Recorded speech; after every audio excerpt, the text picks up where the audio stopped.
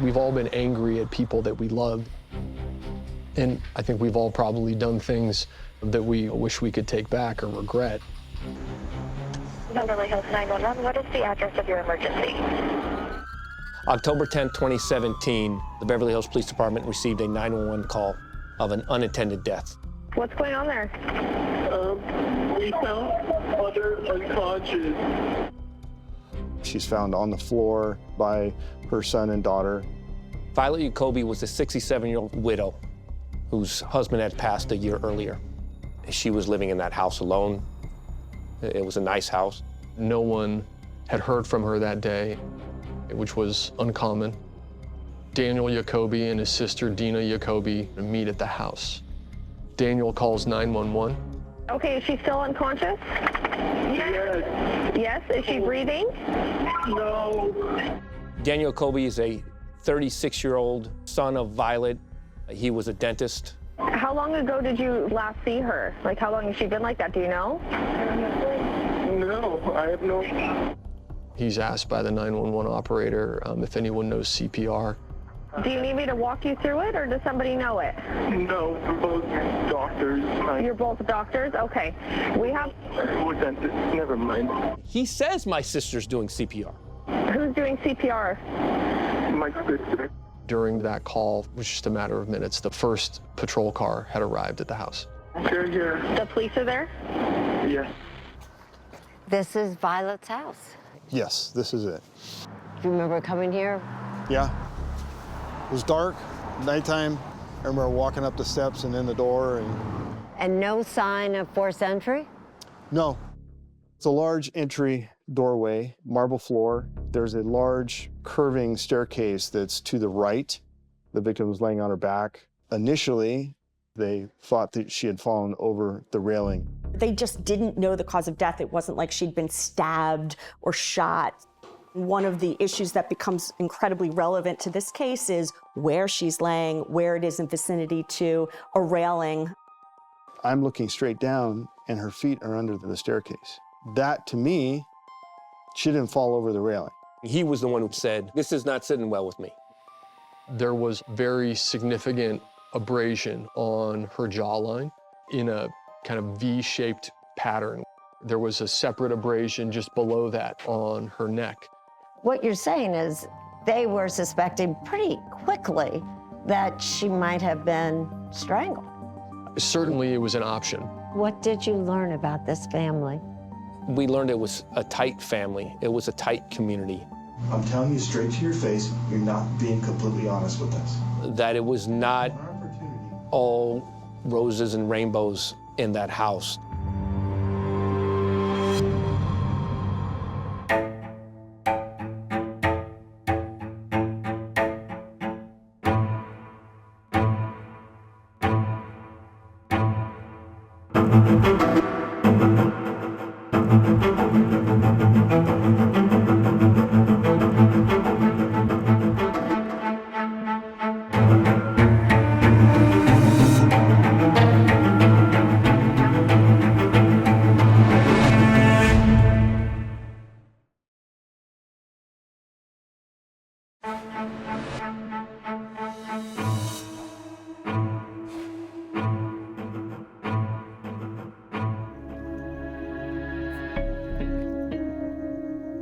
Any unattended death like this, we will get called out to.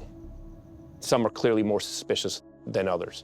When Beverly Hills police detective Mark Schwartz got the call about an unattended death at the home of 67-year-old widow Violet Yacobi, he didn't know what he would find.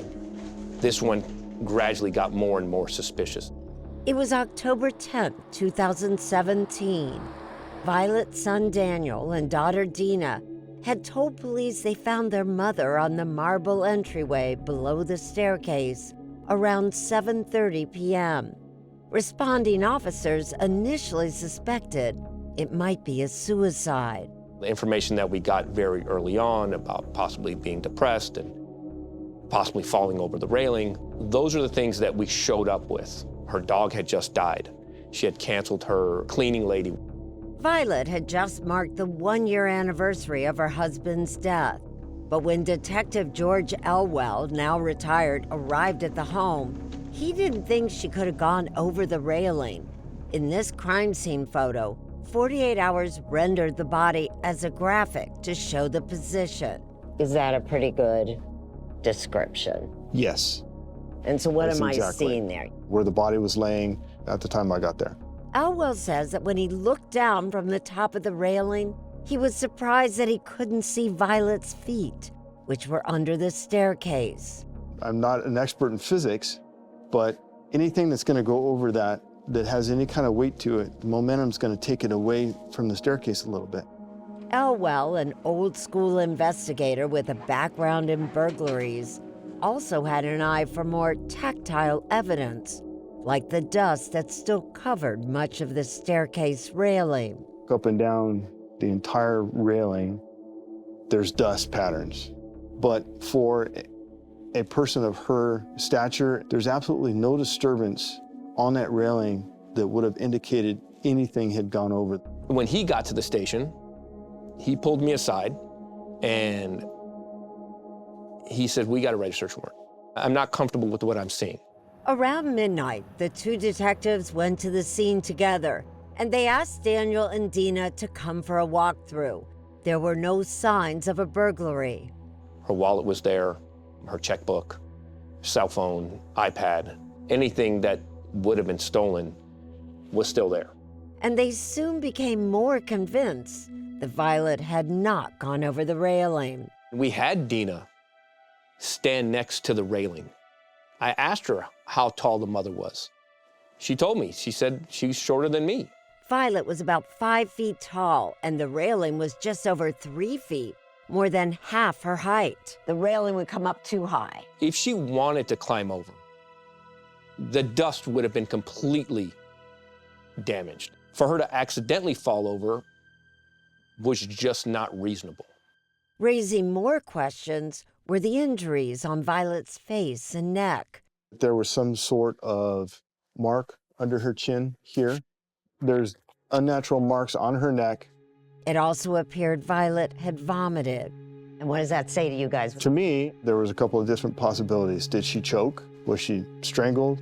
During an initial interview with 2 other detectives, Daniel had also wondered if his mother had been strangled. Let me ask you something, though. I mean, I don't know. I just can't get my head around. Like, I saw bruising everywhere, right? Mm-hmm. And I saw a bruise right here. So, I mean, it looks like she was strangled. I, at that point, had not ruled out this idea that she had hung herself. Yet there were no obvious signs like a rope or a belt near Violet's body. And Violet's family members rejected the idea that she would take her life. Daniel had described seeing her just 2 days earlier at a family dinner. And we were sitting right next to each other and everything was, fine. When Detective Schwartz learned that Violet was part of a close-knit Russian Jewish community where suicide is taboo, it occurred to him that her children might be covering it up. I'm a little more in tune with the Jewish community, so I was thinking, how would it be looked at in the... And so you thought maybe the kids might hide? Right. Could it be an insurance thing? Could it be a shame thing? Later that day, they talked about oddities they both had observed in Daniel's behavior. For Elwell, it was during the walkthrough. Daniel's in the foyer where the body was found, just moving from side to side. He's looking down, he's crouching, he's touching the tile, and it just didn't sit well with me. You didn't think it could just be a grieving son No, trying to figure out was, why his mother ended up on the floor? No, it was so animated. It was just like watching an episode of Columbo when he would look for evidence. For Schwartz, it was Daniel's demeanor when they met. Daniel was very eager to help. And what's wrong with that? Nothing, but it was like a nervous energy that he had. But I mean, all along, Daniel Yacobi is being cooperative. Absolutely. Yes. You're concerned maybe too cooperative. Yes. They had questions about the initial story that Daniel told to other detectives of how he and his sister had come to meet at their mother's house when he learned that no one had heard from Violet. Apparently, they went there because no one had been able to get a hold of her during the day. So I called my sister immediately a few times. Daniel calls his sister, and there's some sort of convoluted story about the keys. Hey sis, I can't find my keys anywhere. Do you have your keys to the house? So Daniel's telling Dina, meet me at the house. So we meet exactly at the same time. Didn't sit right. And there were conflicting stories about who had performed CPR. On the 911 call, Daniel told the operator his sister was performing CPR. But when talking to detectives, he said he also had done compressions. My sister and I, she did more of the mouth-to-mouth, I did the compressions. Did your brother help with the CPR? No. When Detective Schwartz called Dina, she confirmed that Daniel had not done CPR. George and I said, there's only one person that doesn't seem to be forthcoming and doesn't seem genuine. They decided they needed to interview Daniel themselves, especially once they learned that Violet had died the night of Monday, October 9th, nearly 24 hours before she was found. Based off of missed phone calls, contents in her stomach, we're pretty confident right now that it's the night of the 9th that she dies. And detectives want to know, where was Daniel?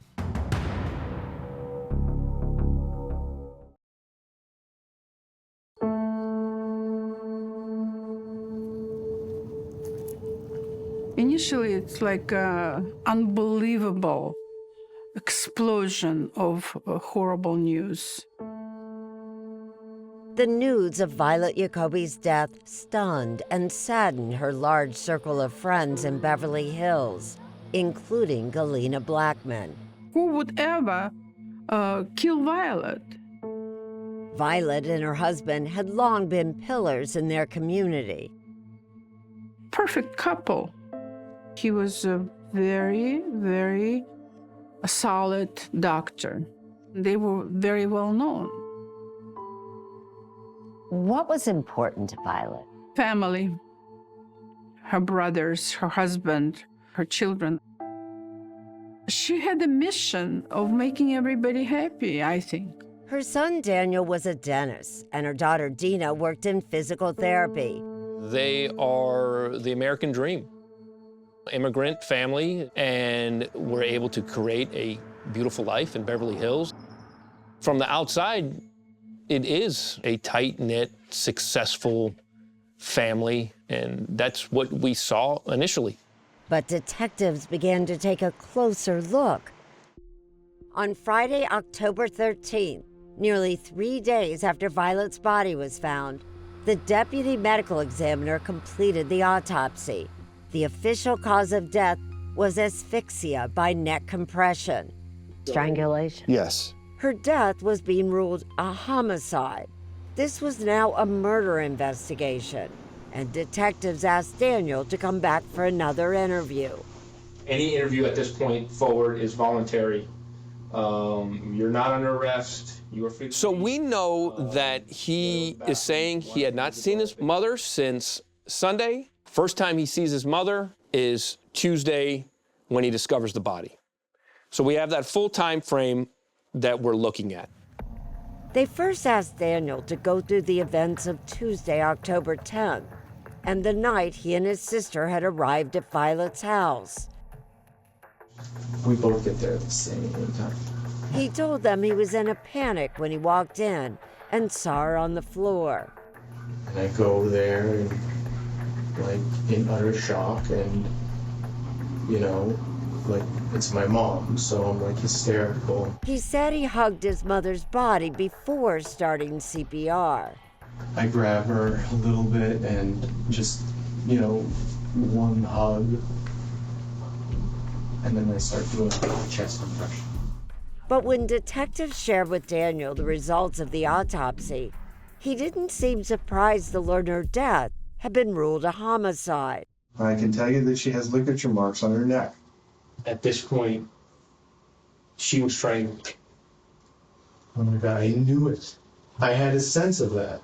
They told him, based on the lividity patterns, the way the blood settles in the body after death, that they suspected Violet's body had been moved shortly after she died.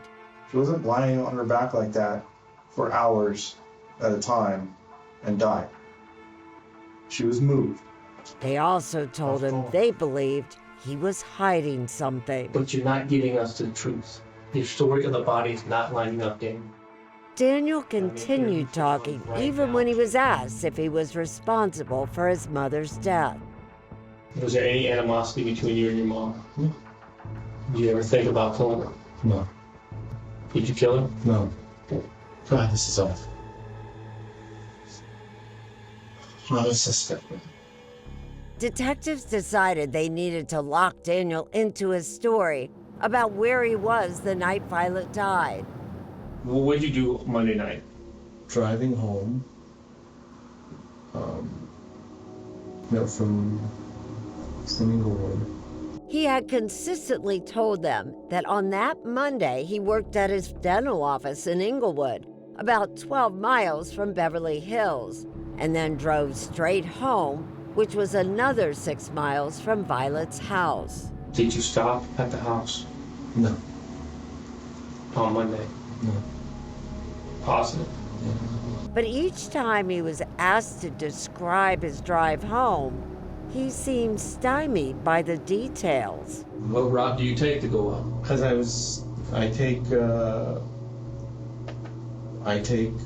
sometimes I go to Beverly Hills, so I did go to Beverly Hills. When? But I didn't go through that street. When we started getting his time frame of Monday, that's where he got uncomfortable. No, I took the 405. At this point, we don't know he wasn't at Inglewood, but his description of how he got home, it was so labored for such a simple question, and he could not give a clear answer. But Daniel was adamant when asked if he was at or near his mother's house Monday night or any point Tuesday before he reported finding the body. The next day, do you ever come into Beverly Hills the next day? No. So we're not going to find your car or you anytime Tuesday? No. Or Monday night? Monday night? You sure about this? Yes. We couldn't call him out on the lie, but we knew he was lying. And I knew he was lying during a time frame that was very significant in this case. Whatever he was holding in, it was for a reason. Detective Elwell told Daniel they suspected he had been alone inside his mother's home before going over with his sister on Tuesday night. I see right through you. I can read you. It's right in there, bugging the crap out of you. But Daniel pushed back and said the detectives had it all wrong. I'm telling you everything I know. You think this is easy for me? My mom just died. There's nobody closer in this world than my mom. Nobody. And there was something else. He had told detectives he had a great relationship with his mom, saying they talked and texted on a regular basis. I text her baby pictures all the time, and how are you, blah, blah, blah. But when Detective Schwartz looked at Daniel's phone, the last photo he had sent his mom was a month earlier. It's been a while. And it wasn't a picture of his baby, but of his bank account. Were you having financial problems? No. We're just always, we're very open about everything. At this point, I found that to be significant. By that Friday, he's our suspect. No doubt about it.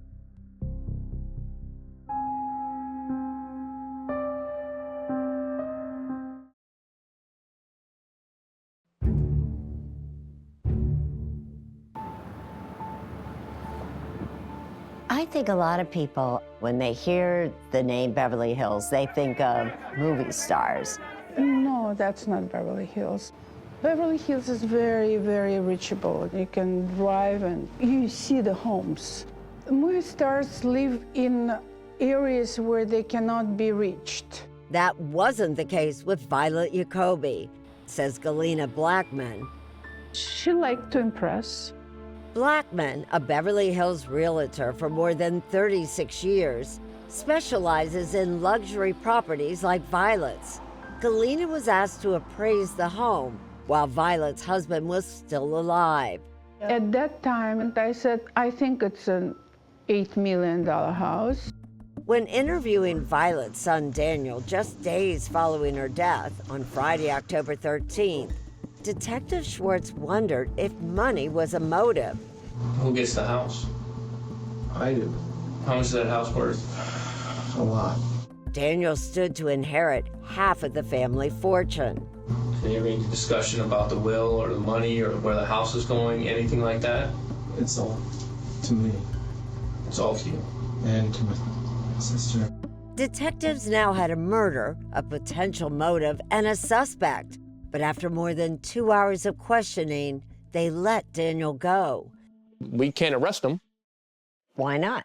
We don't have the evidence. Dina was ruled out as a suspect, but they needed to shore up their case and dig deeper into Daniel's finances and his relationship with his mother. This is not like a business deal gone bad. There's a complexity to that we had to understand. Daniel, who had grown up in Beverly Hills, was now living near Tony Belair. His wife was also a medical professional, and their baby was 5 months old. Everything in his life was wonderful. Yeah, good boy. Dean Summers got to know Daniel casually. Dean's brother was Daniel's neighbor. Daniel lived right next door. He was marketed as the dentist to the stars. First time you met Daniel, what were your impressions? Nice guy. Someone you wanted to be friends with? Somebody that I could potentially be friends with, just a nice, normal guy that had his act together.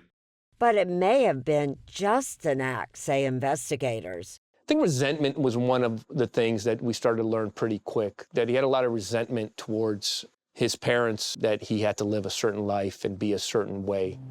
Dean Summers says Daniel had later confided in him about those feelings. It was the last time Dean saw him, sometime in the year before Violet's death.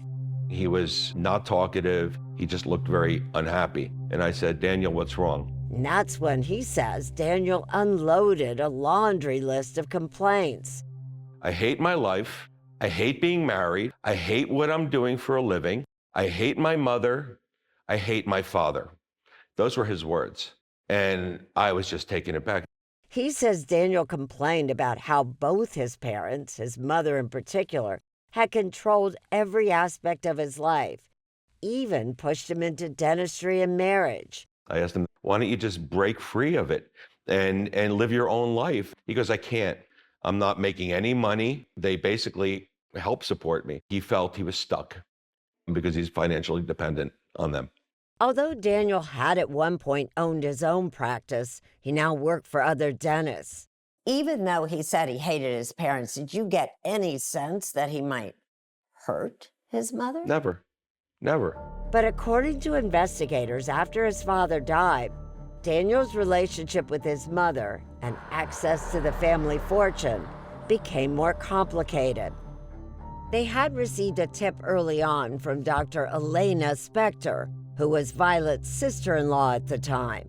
She tells me that Daniel has had an obsession with money and control of the estate for some time, that Violet would confide in her. Detectives went back and reviewed the video of their interview with Daniel on October 13th. During a period when Daniel was left alone, he had contacted his sister. We leave the interview room, but it's still recording. He says Daniel didn't realize that his sister was with other detectives in another room. Daniel starts sending texts to the sister about, hey, just remember, I was doing CPR too. Daniel wrote, I remember we both doing chest compressions, one at a time, but both of us, just to keep the story straight. The sister tells the detectives, you know what, he's sending me some weird text. So she calls him.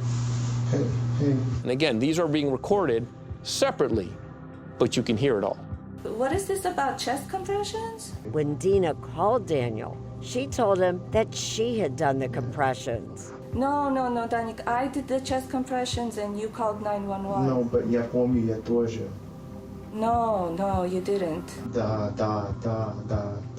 Daniel, speaking in Russian, insisted he had as well. Daniel is trying to put himself on the body. Because he's concerned there's DNA on the body? He's concerned there's DNA. That's exactly it.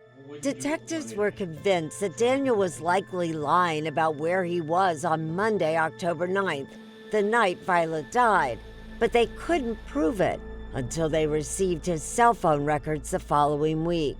The cell phone records blew his story out of the water. He wasn't in Inglewood at all. No.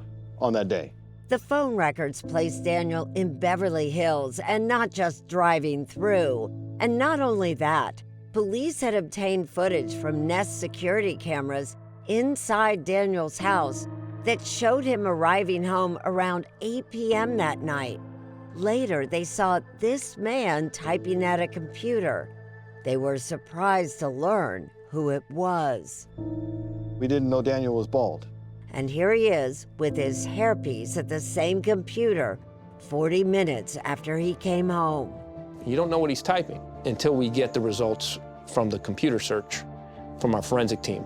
And he does a search of latent fingerprints on human skin. And that's when I knew, it's time. We got to go arrest him. He killed his mother, and he did it for the money.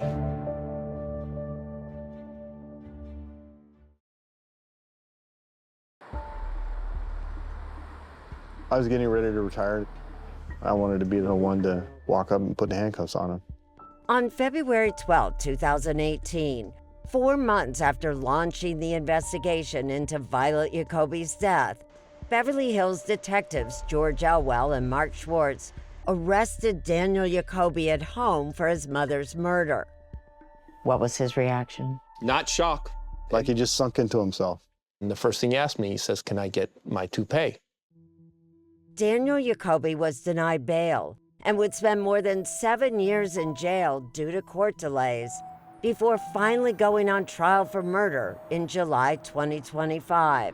Los Angeles County Deputy District Attorney Shane Michael says the evidence shows that Yacobi strangled his mother for financial gain. It's a very personal type of crime. You have to physically squeeze the life out of someone. That's what strangulation is.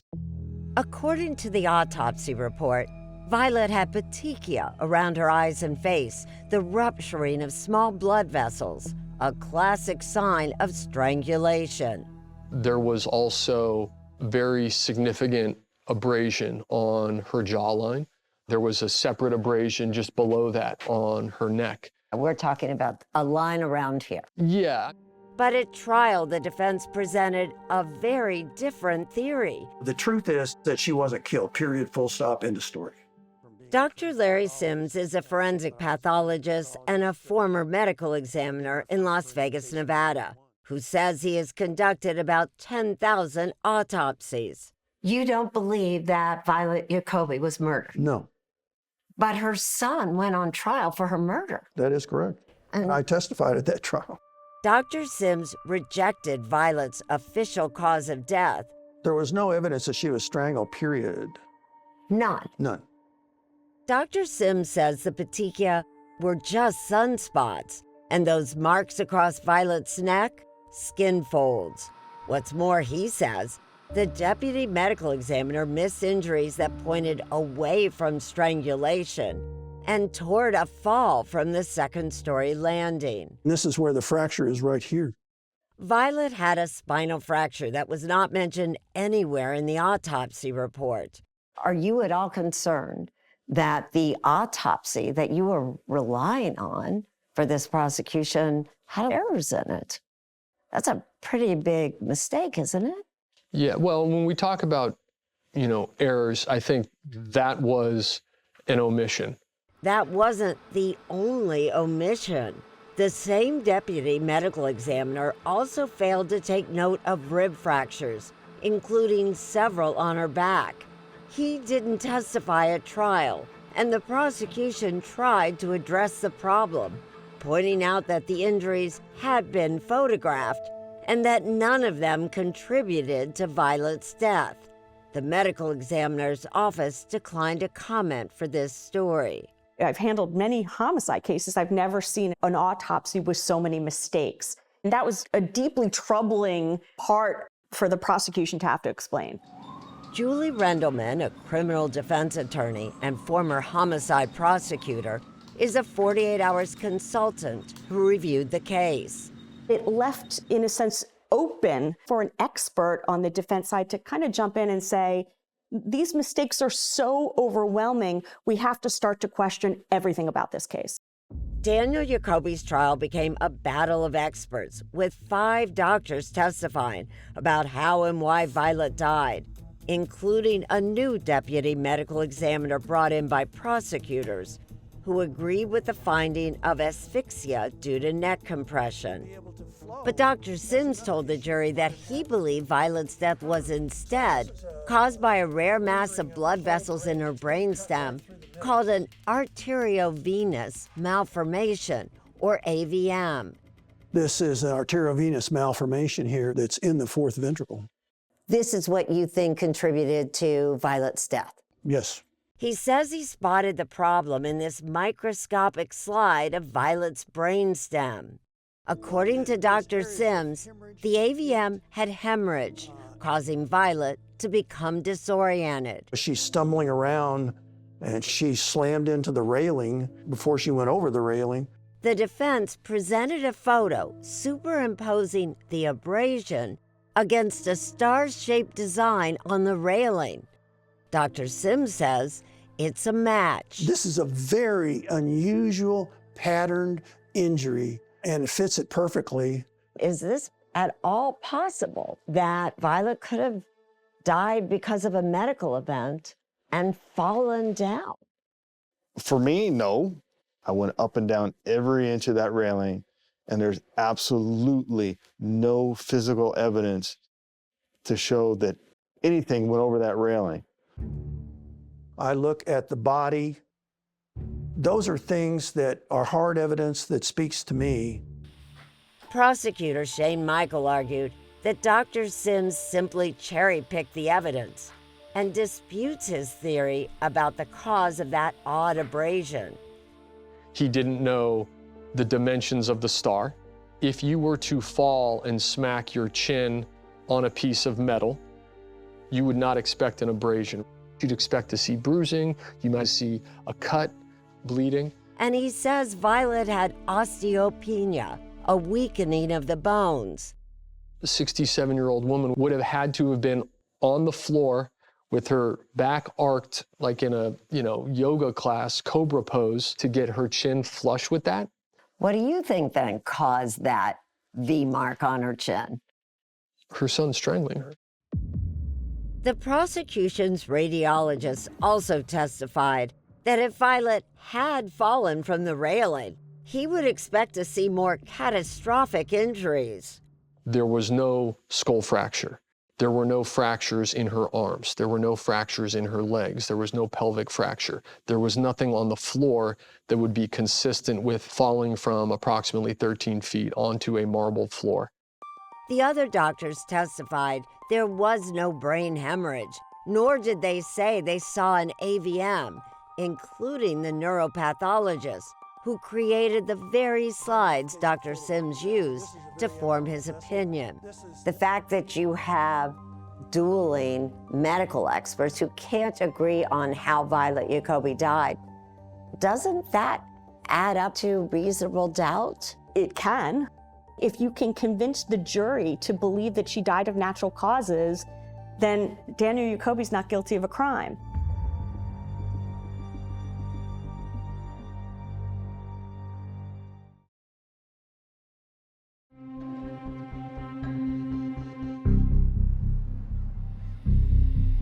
Prosecutor Shane Michael used the trail of evidence left by Daniel Yacobi to show that his relationship with his mother had reached a breaking point in October 2017, and that greed for the family fortune, worth an estimated $13 million, had fueled his plot to kill Violet. Do you believe that he killed his mother because he wanted his inheritance early? Yes. The defense disputes that. Yacobi was in the process of buying a new dental practice and had recently secured $1 million loan. Still, his now ex-wife admitted in court they had lived beyond their means, and Shane Michael pointed to Yacobi's own statements. He was regularly talking about his need for money and need to make more money. A family friend testified that Yacobi had asked him about inheritance tax a couple of weeks before Violet's death. The ideation and thought of killing his mom had been building. The prosecutor also presented a timeline of Yacobi's online searches going back to August of 2017 that he said revealed Yacobi's plan to murder his mother and stage the scene. He was searching unexplained deaths, death statistics, things like chokeholds, bruises caused by chokeholds, falling downstairs. He was trying to figure out a way to deflect any suspicion that might be pointing toward him. Of particular interest to the prosecution was a YouTube video. This is the rear naked choke. Demonstrating what's known as a rear naked chokehold. They played it at trial. It's certainly the kind of chokehold that could cause abrasions similar to the ones that we saw in the photos of Mrs. Yacobi. The prosecution theorized that Yacobi caused the spinal and rib fractures while choking Violet from behind. If he's choking her from behind, you assume he's applying as much pressure as he can. If he's lifting her off the ground, if he's got his hip in her back, there are any number of ways that you could apply force to her back. Do you believe that is how Violet Yacobi died? That her son actually used his own arm to kill his mother? I do. Yes. And detectives Elwell and Schwartz say Yacobi's DNA under Violet's fingernails proves it. Did you notice any kind of scratches on him? We weren't looking. The DNA's under her fingernails for a reason. He's asking about DNA for a reason. He did the research. It was calculated. Detective Schwartz had done some calculations of his own using data from Daniel's iPhone Facebook account. And he says it places Daniel at his mother's house at the time he believes she was killed. One of the things that came back in the Facebook records were latitude, longitude coordinates. Schwartz used those coordinates to pull video from the city's closed circuit cameras and security cameras from Violet's neighbors. We were able to track his movement through the whole day into the next day. That's Daniel Yacobi's white Jaguar in Beverly Hills traffic on October 9th, before the prosecutor describes him stalking his mother's house. He was driving up and down the street at least 2 or 3 times. Around 4 o'clock, Daniel Yacobi's car appeared on the next door neighbor's security footage. A few minutes later, it popped up again on another home security camera in the alley behind Violet's house. Almost like a shark. He's circling the block and he's going down the alley. He pulls up right around here, just behind the residence, and for whatever reason, he stops and then he slowly backs up. He never gets out, and he's not moving the garbage cans back there. He is in the car, presumably looking into the back of his mother's property. Then he drives away, but Facebook coordinates place him at his mother's house from 6:39 p.m. until 7:48 that night. How he entered the house, don't know. Don't know if he rang the doorbell. Don't know if he snuck around the side. What the data establishes, according to the prosecution, is that Violet was alive when Daniel arrived, and by the time he left, she was dead. Afterwards, Yacobi drove straight home. Now we have his Nest camera, and almost to the second, you're seeing him walk through the door. Less than 45 minutes after walking in, He was typing in that search for latent fingerprints on human skin. 22 plus hours before his mother's body was located, he was already thinking about what evidence might have been left behind at the scene. It's evidence of consciousness of guilt, says Shane Michael, and Yacobi would do it again the following morning when he went back to the scene for less than 4 minutes and then drove back home. At around 1 o'clock, he contacted a financial investor via Skype. "If I get $1 million, I'd want you to manage it." $1 million. And 6 hours before his mother's body is found, his belief was that he was coming into money. In late August 2025, after 3 weeks of testimony and nearly 8 years after Violet's death, the jury got the case. If they come back not guilty, on some level, this guy has gotten away with murder. After deliberating for nearly 5.5 hours over 2 days, the jury was unanimous. Guilty of first-degree murder for financial gain. It's a judgment that carries a mandatory life sentence without the possibility of parole. This broke that family apart. Very sad that it ended that way. I feel for Violet and I feel for Daniel. You feel for Daniel too? I feel for him, yeah. What in the world made him do that?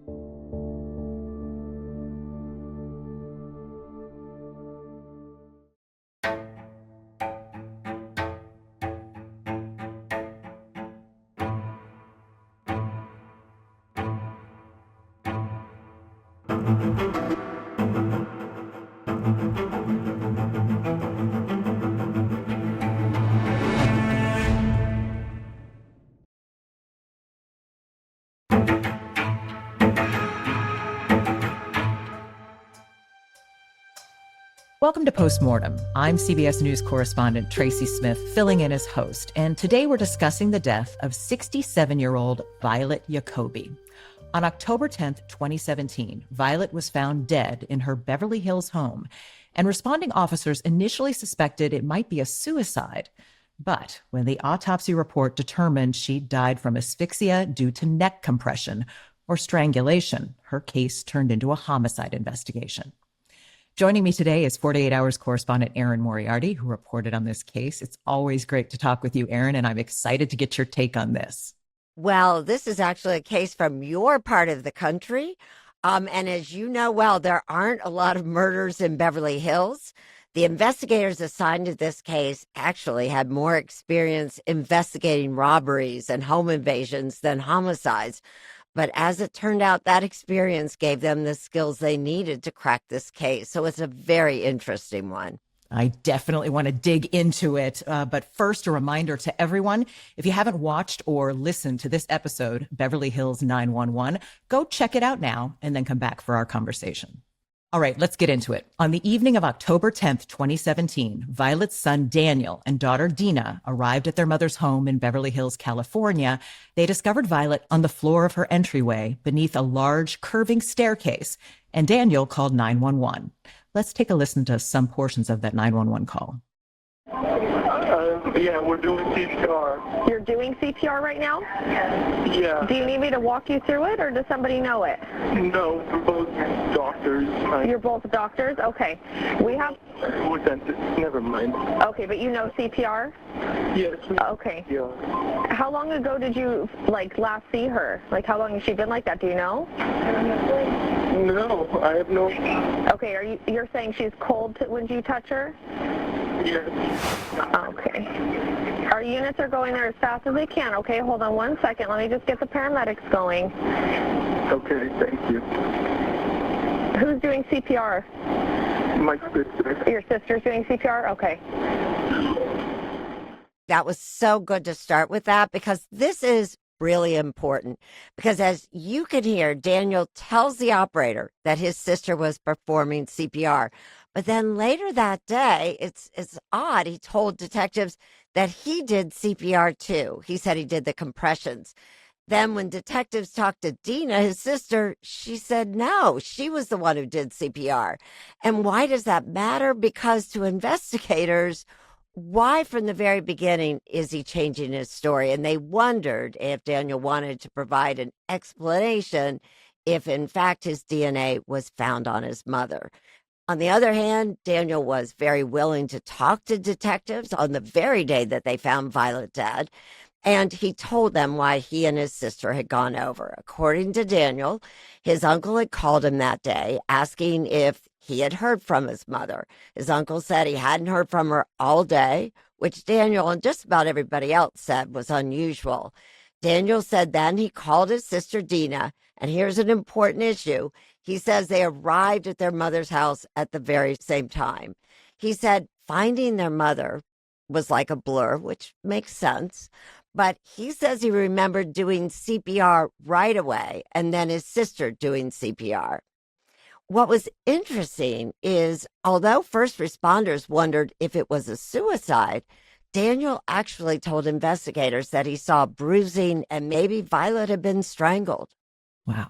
But initially, investigators believed Violet's death might have been a suicide. Why is that?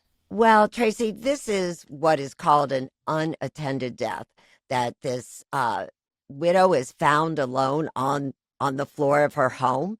When Beverly Hills police detective Mark Schwartz first got any information, he said he was told that Violet was depressed and maybe fell over the railing of the staircase. It was true that she had just marked the 1-year anniversary of her husband's death. Her dog had died.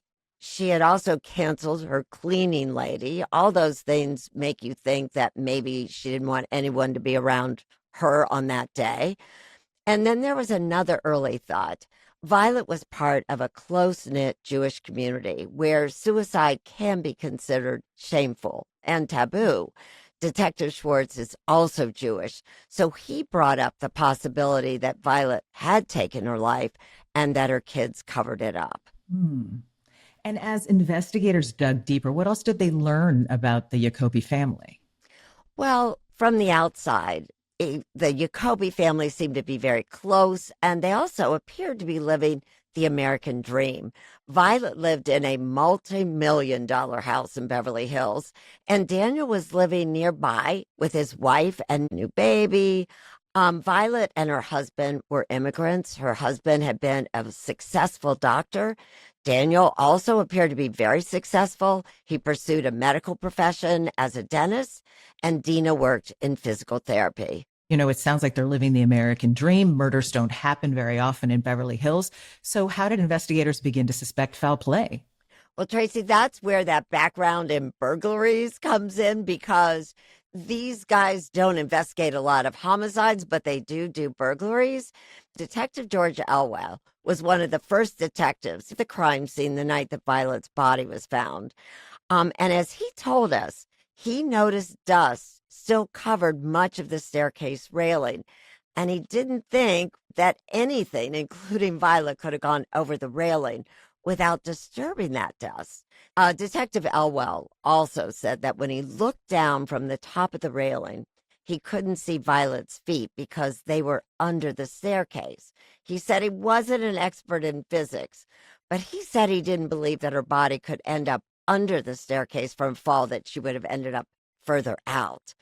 There was also no rope or obvious weapon beside her, which is why Mark Schwartz wondered if she had taken her life, if the kids had hidden it. And both detectives also felt that Daniel was acting peculiar when they met him. Detective Schwartz said he had a nervous energy. That's how he described it, and seemed too eager to help with the investigation. But we still should note here, and I think you know this too, Tracy, that it's really hard to judge Daniel's behavior in his initial police interviews or even on the 911 call, because if in fact he's telling the truth, he had just found his mother at the bottom of the staircase, and you never know how a grieving person is going to behave. Yeah, we've talked about this before. I mean, this is a stressful situation. So just because somebody's acting strangely doesn't necessarily mean they're guilty. All right, so on October 13th, nearly 3 days after Violet's body was found, the deputy medical examiner completed the autopsy and determined that Violet's official cause of death was asphyxia by neck compression. With the case now being investigated as a homicide, Detective Schwartz and Elwell asked Daniel to come back for another interview. And they asked point blank if he killed Violet. What'd he say?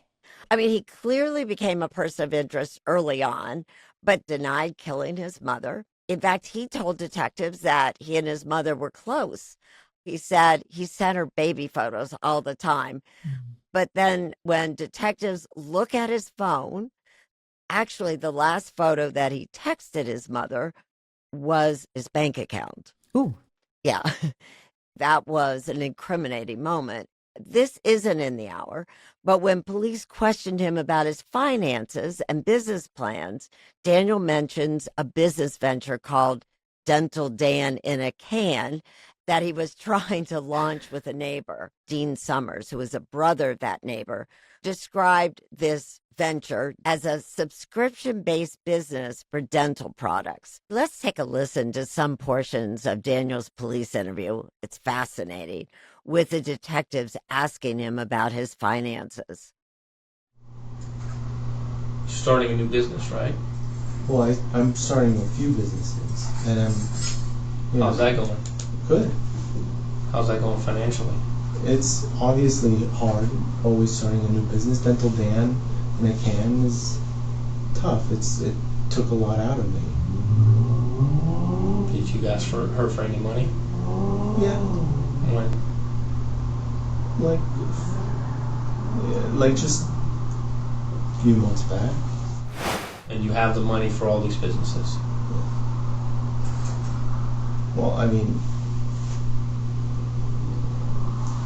it's no, I don't. Okay. But it's a work in progress. Who gets the house? I do. Is it paid off? Yes. How much is that house worth? A lot. So now I'm the number one suspect. It's not about number one suspects. It's the fact that, again, I'm still trying to figure out what happened. And I don't think you're being forthcoming. So many things here. Dental Dan in a Can has a certain ring to it, but it's interesting how when they start asking about finances, he immediately goes, "Oh, I'm the number one suspect." What did you find out about his dental practice and Daniel's finances? This is what we know. He very briefly owned his own practice, but at this point was working for other dentists in their offices. He was planning on buying a practice in Inglewood with a partner, and as far as we know, was in the process of securing $1 million loan. So on the face of it, that doesn't sound like a person in serious financial straits. Yeah. But at trial, Daniel's ex-wife later testified that she recalled witnessing an argument between Daniel and his mother about money about a month or two before Violet died. And that was the same time frame that Daniel was trying to purchase the new practice.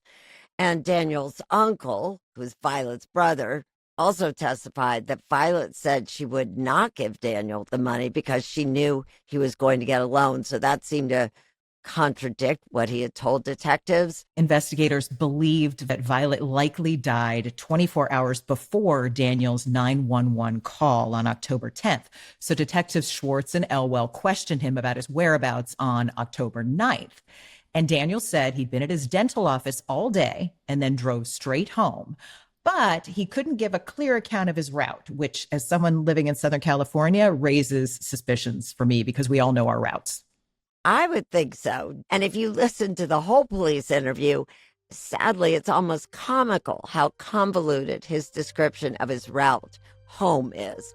I mean, I did think like maybe if you changed it every day, maybe you'd be confused. But detectives believed that he was lying, but they couldn't quite prove he was. Not yet. The week after Violet Yacobi's body was discovered, detectives obtained Daniel Yacobi's cell phone records. And the data showed he was not in Inglewood at all that day of Violet's death, but he was in Beverly Hills. And not only that, police had obtained footage from Nest security cameras inside Daniel's house that show him arriving home around 8 p.m. that night. So when investigators looked at the footage from Daniel's home, That's when, and this is the oddest moment, they see a bald man typing at Daniel's computer. And that's the first time they realize that Daniel was actually bald. It was Daniel without a toupee. And what's important about that footage is that's also the computer, according to investigators, where Daniel did internet searching. That included, quote, latent fingerprints on human skin, how to restrain a woman, how to search Google in private, and a lot of searches about chokeholds. And once detectives had collected data from his computer, they had that, and from his phone, detectives felt they had enough evidence to arrest Daniel for the murder. And the motive, they say, that Daniel killed his mother to get an early inheritance. So on February 12th, 2018, Daniel Yacobi was arrested for his mother's murder. And of all the things that he could have said at that moment, Erin, can you talk about what he asked for? The first thing that Daniel asked the police for was to get his toupee. Detective Schwartz told us that it was telling to him that Daniel asked for his toupee during the arrest, that his appearance was important to him. And the fact that he has a child and wife, but the first thing he asked for is his toupee, that was tragic. Detective Schwartz also said that Daniel did not seem surprised to be arrested. I mean, he seemed low-key to me through all of it, so I'm not surprised he didn't appear surprised. And we also should note that investigators say that Daniel was arrested only after they first investigated and cleared Dina, the sister, and other family members. And you're right. It's so telling about the toupee that it says something about keeping up appearances. It's sad. It's incredibly sad. So detectives secured longitude and latitude coordinates from Daniel's Facebook account that they say placed him at his mother's house at the time they believe that Violet was killed. And I have to say, this is one of those moments in the hour where I went, whoa, they could get all of that from Facebook? Well, in fact, when the detectives told me that, I actually removed my location from Facebook. I did that too when I watched your hour. Exactly. I knew that they got information from us, but I didn't realize it was that specific.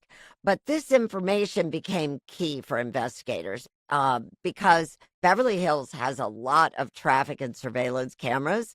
And once Detective Schwartz had those coordinates, then he could go to the city's closed circuit cameras and security cameras from Violet's neighbors, and he could find Daniel's car. Otherwise, as you can imagine, going through all that video, it would have been impossible to find Daniel and his car because there's just so much footage.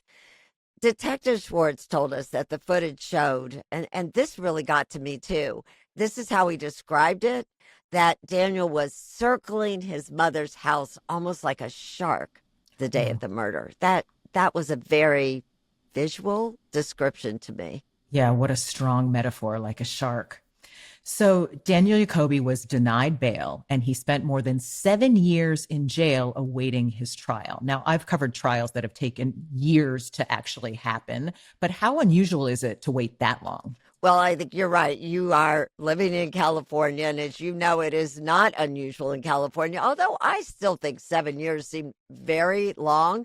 That delay was in part due to COVID, but it was also because Daniel switched legal teams a few times, and that delayed it too. So when the case did go to trial in July 2025, it seemed like the prosecution had mostly a circumstantial case. So there wasn't a lot of DNA evidence they could use at trial, but what they did find was Daniel's DNA under Violet's fingernails. And that, according to the prosecutors, was significant because, of course, they're arguing she fought him. Daniel had said he had not seen his mother since Sunday, 2 days before she's found. So prosecutors thought that Daniel's DNA under his mother's fingernails was very incriminating.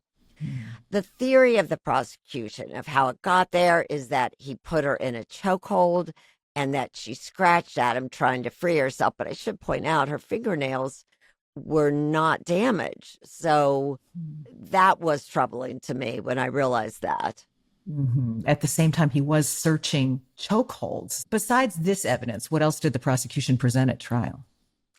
Well, there's not one piece of smoking gun evidence. The prosecution, and we hear this all the time, had to put together the puzzle, the evidence to paint a picture.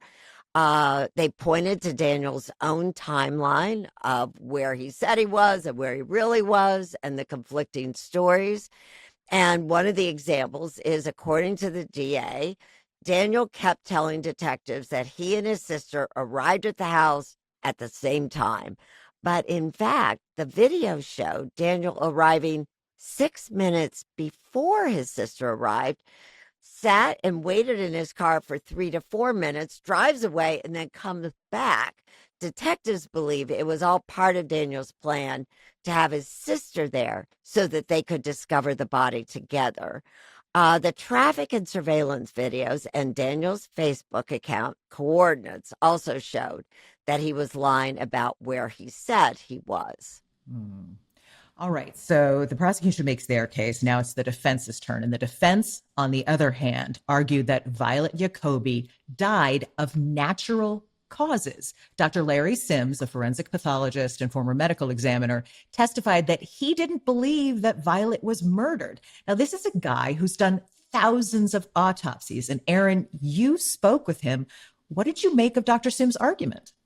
All right, I'm going to be honest. I walked away from my interview with Dr. Sims with real doubts about this case because he said to me, when I asked him about this, he said this was not a murder, and he was very convincing. According to Dr. Sims, he found no evidence that Violet was strangled, even though the prosecution says that there were marks on Violet's face that they call petechia, which are tiny little bright red hemorrhages that are common with strangulation. He says that those were actually sunspots, and he says that the line on her neck was actually skin folds. He pointed to a microscopic slide of Violet's brainstem to say that her death, and he pointed it out to me, was caused by a rare mass of blood vessels in her brainstem called, and I hope I say this properly, arteriovenous malformation, or what is called an AVM, which he believes hemorrhaged and then caused her to become disoriented and then fall over the staircase. Dr. Sims also pointed out to us that the deputy medical examiner who did the original autopsy actually missed injuries that pointed towards a fall, that Violet actually had spinal and rib fractures that were not mentioned in the autopsy, although they were photographed and they were documented in imaging. We wanted to talk to that deputy medical examiner because he didn't testify at trial, but the LA County Medical Examiner's Office declined to be interviewed as part of our report. So we never heard him explain it, but it was an issue at trial. Yeah. I mean, it sounds like a big thing to miss, spinal fractures and rib fractures. And so they're bringing in more and more experts. So this trial became a battle of the experts. There were 5 doctors that testified at that trial about how and why Violet died. Yeah, and I always find that to be a problem in these cases. You might too, Tracy. We've seen this time and time again. You have people disagreeing. Some people see something, some people see something else. And I fear that jurors don't know which medical expert to believe. And in the end, they could just dial it all out. Just tune it all out. Yeah, I get that. So they did deliberate for nearly 5.5 hours over 2 days. But when the jury came back, they were unanimous, guilty of first-degree murder for financial gain. And this is a judgment that carries a mandatory life sentence without a possibility of parole. He threw his life away for a few more dollars. He had so much, a wife, a new baby. It's just very, very sad. And also when I did some research, I realized just how rare matricide is. It's just a very tragic trajectory. Tragic indeed. A fascinating case, and also a reminder that you may think that you're going around somewhere and no one is watching, but there are cameras everywhere. And if you have your cell phone with you, there's always some way to track you. Thank you so much, Erin. It's always so good to talk with you. Yeah, it's always good seeing you, Tracy, and thanks for doing this with me today. My pleasure. And if you like this episode, please rate and review on Apple Podcasts or Spotify.